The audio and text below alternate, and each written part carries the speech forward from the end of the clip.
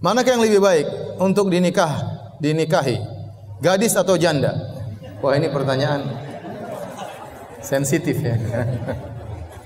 Karena yang hadir mungkin ada yang gadis, mungkin ada yang janda.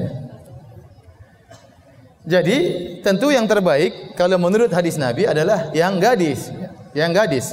Makanya waktu Jabir bin Abdullah radhiyallahu anhu berjalan dengan Nabi, mereka ngobrol berdua.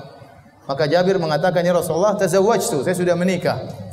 Kata Rasulullah SAW, "Bikron am sayyiban?" Gadis atau janda? Kata Jabir bin Abdullah, "Bal sayyiban, janda wahai Rasulullah." Kata Rasulullah SAW, "Hal la tazawwajta bikron?" Ya, tudaibuha wa tudaibuka. Tulaibuha wa tulaibuka. Kenapa kau tidak menikah dengan seorang gadis yang kau bisa bermain-main dengan dia, dia bisa bermain-main dengan engkau.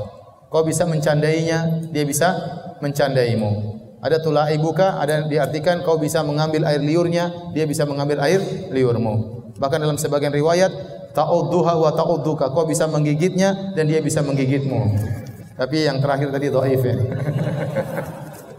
Jadi Nabi menyarankan Jabir untuk menikah dengan gadis. Jadi ini benar namanya gadis, maka Anda akan menjadi cinta pertamanya. Tidak ada bayang-bayang lelaki sebelumnya, ya. Dia baru mengenal cinta Anda ya. Mungkin dia pernah pacaran tapi tidak sampai pada pernikahannya. Oleh karenanya, semakin seorang wanita tidak mengenal lelaki, itu semakin baik. Semakin wanita pernah mengenal lelaki, itu semakin sulit ya. Apalagi kalau seorang sudah menjanda sampai 5 kali ya. Kemudian kita nikahi, ya namanya manusia, terkadang dia bandingkan dengan suaminya yang pertama, dia bandingkan dengan suami yang kedua. Suami saya dulu yang pertama putih, kamu hitam misalnya. Suami saya dulu pertama tinggi, kamu pendek gitu. Macam-macam. Beda kalau tatkala dia gadis, maka dia tidak pernah mengenal laki yang lainnya. Demikian juga wanita kalau sudah pernah pacaran dia banding-bandingkan. Maka yang terbaik adalah yang gadis ya. Tetapi kenapa Jabir menikah dengan janda? Ada maslahat yang lain.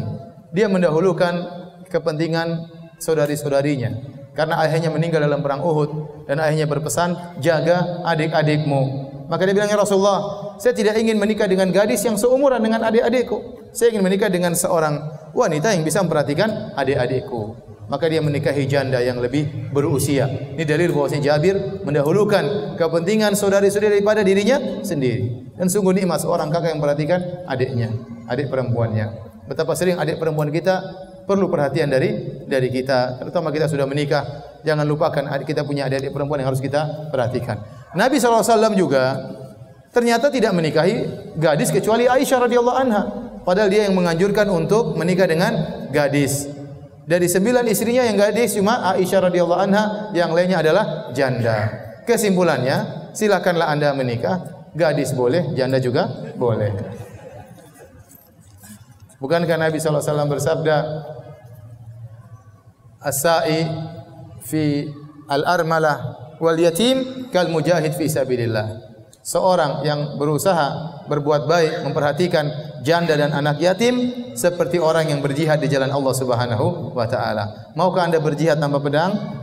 Perhatikanlah para janda.